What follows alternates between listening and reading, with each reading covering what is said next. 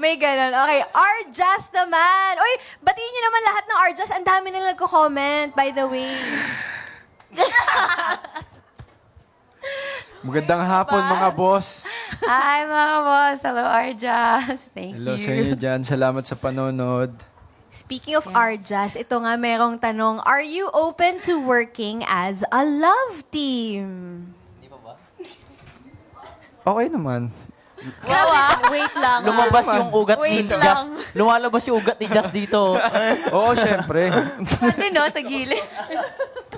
Wait lang po, parang di Parang dapat hirap kami to nandito. Parang hindi kami kasama. Nag-shower natin. Sorry, Aki. Anong nag-shower? Teka lang. Hindi, sorry. Ano? Yung laway daw. Yung laway. Laway. kasi. Linawin Sorry, po sorry, natin sorry yun. po. Nag-shower sorry. ang laway. Oo. No, yeah, parang it's been comfortable din naman working with him. Kasi din Bisaya, tapos we're friends pa before. So yeah, I'm open naman to working. Wala naman problema. Ikaw, may problema ka ba? Wala naman. Kinikilig po kami dito sa Kaya nga eh. So, pareho kayong PBB, pero not from the same batch, di ba? Oo. So, paano kayo nagkakilala? Sa probinsya. Ay, sa Crush na Manila. niya ako dati sa province. Oh my Seryoso? God! Like, magkabayan kayo? Ganun? yeah. Magkaiba lang ng city. Anong Tao- city? Sige, Ayun, batiin nyo naman yung taga... Mayong hapon sa mga taga Negros Oriental. Mayong hapon sa akong lola, diha. Nasa Bais. Oh, sa mga taga Baez, hello. Mayong hapon. Hello, may hapon sa Negros, may hapon sa taga Dumaguete City, and mga taga Dawin. Hello. So, Yes. dati pa pala, hindi lang because of PBB. Okay. Magbarkada niya yung, naging friend sila ng younger brother ko. Parang nasama yung kapatid ko sa group of friends niya. Yeah, so yun. Psst. Okay. Yun na, crush na niya ako. Sinabi niya sa kapatid ko. Tapos, paano nabuo yung R-Jazz? Kasi pwede naman magkakilala kayo, pero walang kaalam-alam yung fans. So, paano nabuo yung R-Jazz? Yung Christmas ball. Sir Magical Ball. Oh. Okay. May mga nag-upload. Kasi may picture kami nun eh. So, yun. Sa waiting room kasi, before kami isa lang, nauna ako, and then pumasok siya, same kami ng damit. Santa Naka-Santa Claus. Claus. Oo. Yun yung inspo ng damit. So parang message class yung inspo ko, siya, Santa. Pero hindi kami nag-usap about Okay. it. Or like, ano lang, uy, see you there, ganun, ganun. Parang it's meant to happen, ano? Why? It's meant to be. Serendipity yun, ha? Yun, so parang, and then kami nagsama sa loob. Like, nag-usap kami, and introduce ko siya ni na Kai, ni na Rain, ni na Colette was there. And then yun, kasi sa loob, parang different table kasi matagal na siya. So, syempre, doon na siya sa mga big stars. Hindi, kasama ko yung mga boys. Oo, kasama niya mga boys. But nung sa after party na, parang nagkakasamahan lang talaga. And then yung mga, mga RM namin, yung mga PBB din na staff before, ano kasi, parang pinipicturean kami inside, and then kami na nagsama. So, paglabas namin, sinuot niya yung parang wings, yung parang, may candy cane kasi ako na naka-attach sa damit ko. Siya nag-bit-bit. Lasing kasi na ako. So, Hindi parang, naman. Gentleman sinuot ka ko na lang. lang. Oo, Tas, gentleman. ang dami palang tao. So, ayun. Nakita nila. Oo. Yes, may So, nag-upload. Basically, nag-start yung R-Jazz dahil nakita nilang bagay kayo. Ganun ba? Yun yung nakikita ko eh. Parang nakakita lang sila ng pictures. Feeling ko, Ate Ay, the way he looks at her kasi. Ayaw na nila, I can see it. ayaw na nga nila sabihin eh. Kumbaga, tignan nyo na lang daw. Grabe naman. Okay. So, wala pa kayong project together? Wala. Then, may ginawa kaming music video. So yun ang first R-Jazz project. Yeah, hindi pa lumabas. Hindi din namin alam kailan. Oo, wala Malalaman pa natin sa takdang panahon. Pero, Alam na ba ng public kung anong song yun? Sino yeah, artist? parang in-announce ng director nung nag-direct sa amin. It's Ayoko Na by Zion Aguirre. Oh, so abangan. Pinost na kasi ng director, so okay, pwede okay. na. Oo, Siya yung unang nag-post, so Public na. public. So kung given a choice, ano yung gusto niyo sanang gawin pa in the future together as R-Jazz? Lahat na. Oo, lahatin na natin. Movie, series. Series. Grabe, nakakakaba yun, ha? Bakit parang ayaw ni Argel? Pressure. Nakabahan niya ako, eh. Pinagpawisan ako. Joke lang. Oh, kahit ano naman. Yeah, so movie, kahit we were talking, na parang kahit hindi naman kami yung lead, to be part of something na we can work together. Kahit before pa kami nga nagsama ng Star Magical Ball, parang na-open na niya, uy, baka someday, let's work together. Para talagang kami yung, may sabi, uy, mga boss, ganyan ka. Pero yun, one of our wishes before pa yung Arjas thing na we can work together in one project. So, anything, rom-com, wag lang horror.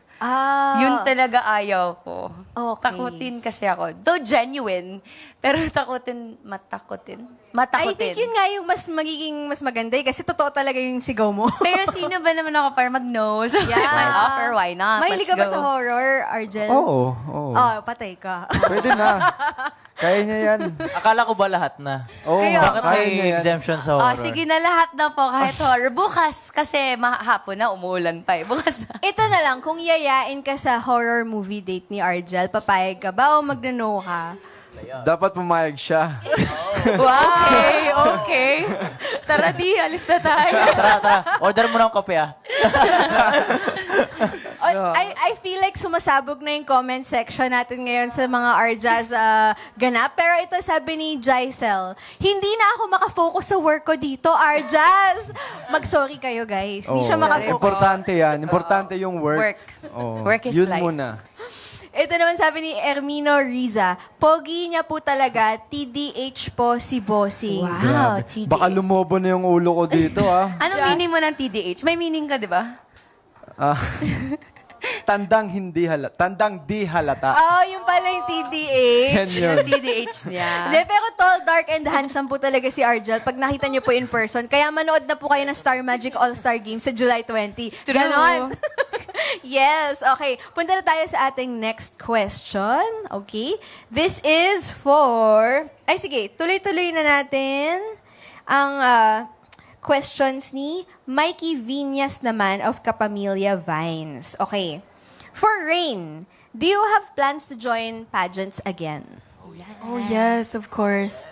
I'm really young, fairly young, 21. So, for pageant age, it's still really young po. So, of course, I would. Pero, I remember I joined pageants during the pandemic. So, parang, now that I'm back in the showbiz industry, I'd like to focus muna on what I have now po. Lalo na when we have Love at First Spike laughs. So, syempre, I want to focus muna and, of course, create good relationships within this industry before coming back again. Because it's a really big process. Alam po natin yan. I really want to represent the Philippines, pero pag buo na, pag kaya, kapag laban na laban po. And I know I can't do that yet. So, maybe next year. Maybe She next will. year. She will. Tsaka last time, di ba, second runner-up, tama ba? Yes. Oo, so, andun na, konti na lang. Tsaka di ba maraming beauty queens na gano'n, yung hindi naman talaga first try, pak agad. Oo. Opo. Kasi I remember I was 19 that time. So it was big for me at 19 years old. Pero for those watching, hindi siya imposible gawin. Yes. Even though may mga kasabay ka mga lawyers and doctors and those who are already experienced in life and much more wiser, hindi po talaga it's not all about that, of course. So, ayun, try po. Not only me, I hope there's lots of girls out there na mas may courage na po sumali kasi it's not all about that. It's really much more within your purpose. Ayun po. Thank you so much, Rain. Okay, ngayon naman for Argel. Pinag-uusapan ngayon ang Some Nights I Feel Like Walking na ipapalabas this June 25 to 27 at dahil Pride Month, anong pakiramdam na nilook forward ng mga tao itong project na ito? Ano kasi yan indie film ni Derek Peterson. Shoot namin yan 2023 pa ata, so matagal na. So, na-excite din ako kasi hindi ko pa napapanood. At ano kasi to, kwento ng mga kumbaga kabataan na mga lumaking kalye, mga hustlers talaga. So excited kaming mapakita yon sa ibang tao para maintindihan natin sila. Yun. Kasi hindi natin nakikita yun yung mga side na minsan di napapansin, ganun. So excited kaming ibigay sa kanila to. Wow, tsaka 2023 pa pala, no? Direct Peterson Vargas, no? Yes. Sino-sino pa mga kasama mo dito? Sama ko dito si Jo Marie Angeles, si Gold Aceron, tsaka si Tommy Alejandrino. Yan mga ano talaga veterano. Oo, mga malulupit. Kaya Nung sinot namin to, sobrang nakaka-pressure. Kasi, first time ko to eh. Tapos sila parang lagi na nilang ginagawa. Tapos nanalo pa ng mga awards. So, ayun.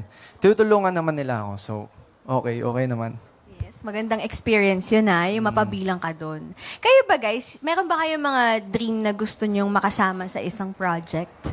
Bukod sa syempre ngayon, nagkasama-sama na kayo sa mga ilang projects, pero sino yung mga, let's aim high, ganon. Kunwari talaga, sky's the limit. Sino ang gusto nyong local artists na makasama?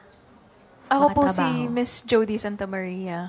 She's the sole reason why I wanted to be an artista po when I was watching her when I was a kid. Tsaka po, I love her acting range.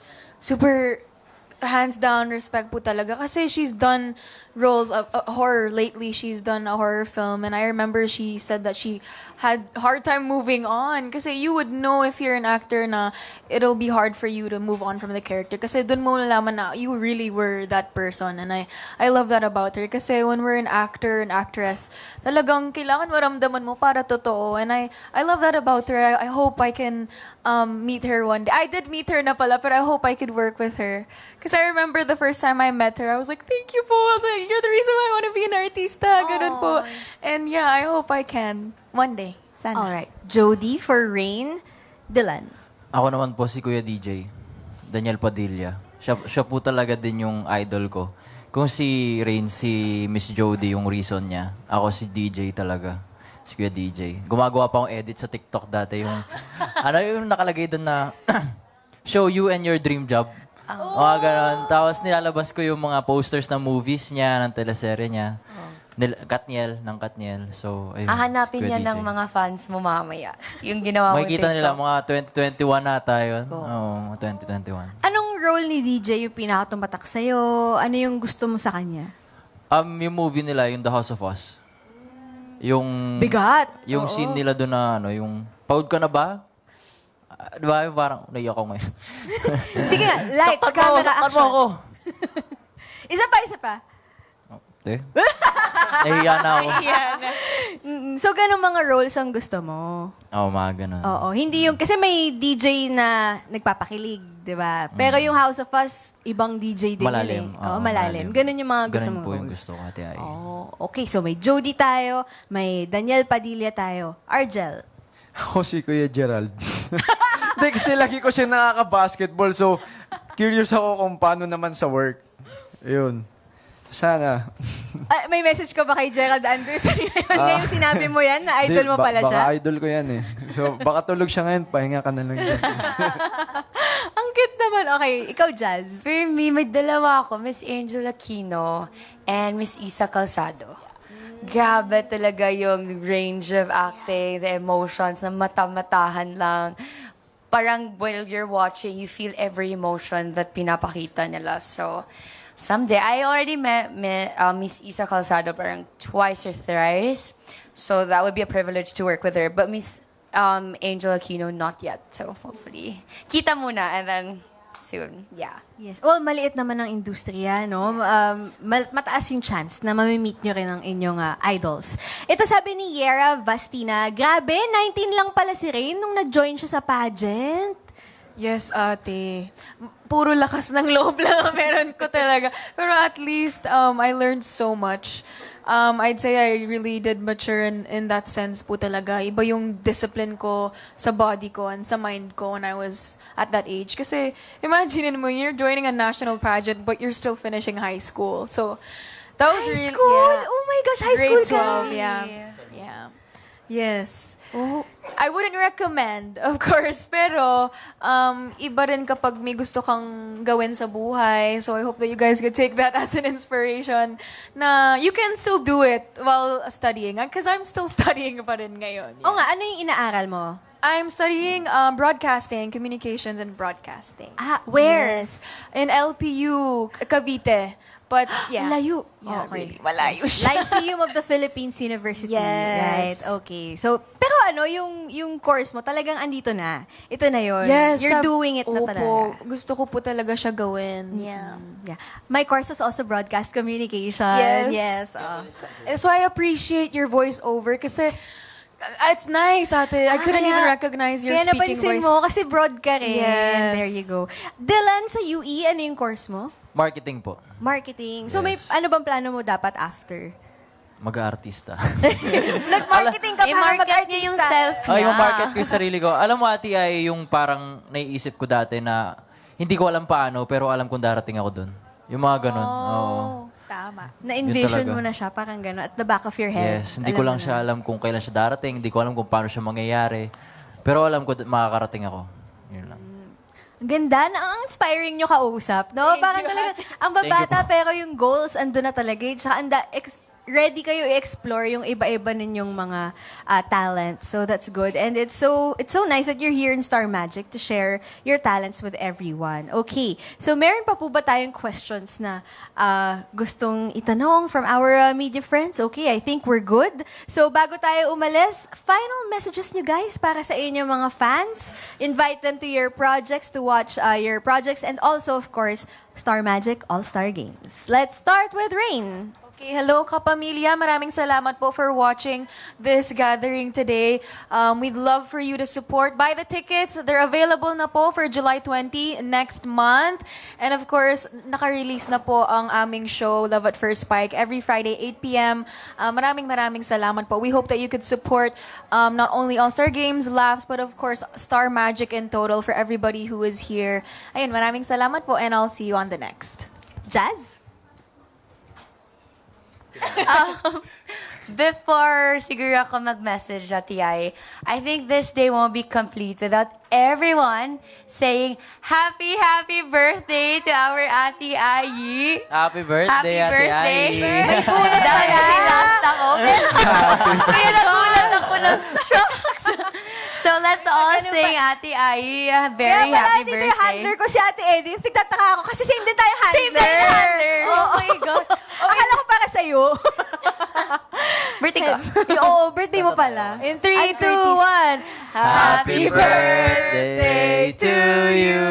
Thank you po. Happy birthday to you. Grabe, working birthday, ate. Happy birthday, happy birthday, happy birthday to you.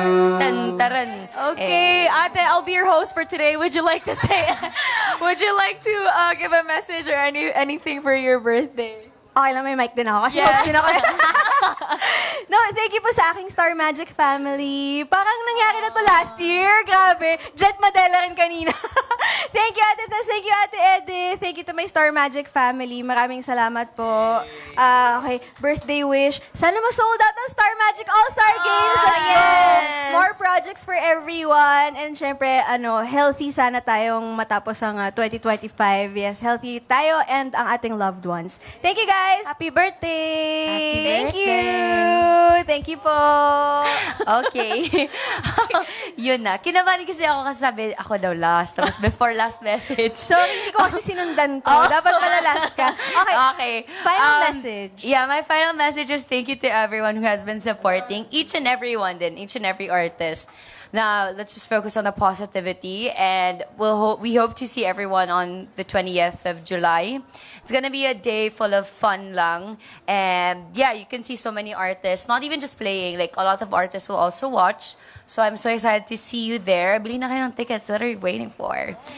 Yeah, and see you sa ibang ganap also. Thank you. Arjel. Hirap sundan ng mga nagsalita. Kaya nga, buti na lang ako yung last, pare. Buti na lang ako yung last, pare. Pwede ba magpasalamat na lang? Dahil salamat sa inyo, salamat sa mga nanood ngayon, salamat sa mga sumusuporta sa amin, sa aming lahat. At yun, panoorin nyo yung series nila na Love at First Spike. True. Ayan. Salamat. All-Star Game ngayong July 20 na. At sa mga nasa Metro Manila, pwede na kayong bumili ng ticket ng Some Nights I Feel Like Walking. Thank you. Thank you, Arjel. Dylan. Ayun, before po mag-message, gusto lang po i-shoutout ang aming mga coaches sa All-Star Games sa volleyball. Sila Coach Aing, si Lawrence, si Coach John, si Coach JM. Mga mga coaches ko yan nung high school si UST. So ayun, maraming salamat po mga kapamilya sa lahat po na sumubaybay dito sa Star Magic Spotlight. And shoutout din po sa Laugh Squad. Team Dylan, and sa prod po namin ng Love at First Spike. Kay Emilio, kay Sean. Shoutout sa lahat ng cast. Slay! Yay! Thank you. Shoutout na rin natin yung coach natin. Baka magtampo. Coach John Abella, Coach JM. Yes, thank you po sa pag-guide sa amin. Abangan niyo po ang Star Magic All-Star Games. Bukod po sa sports, na yun nga, merong 2 volleyball games, may 1 basketball game. Inaabangan na lang halftime performance ng, hindi ko pa ata pwede sabihin kung ano. Pero meron pong beanie. Of course, we're gonna have beanie. Na-post naman na yung art card, di ba? Na may special guest appearance. Oo.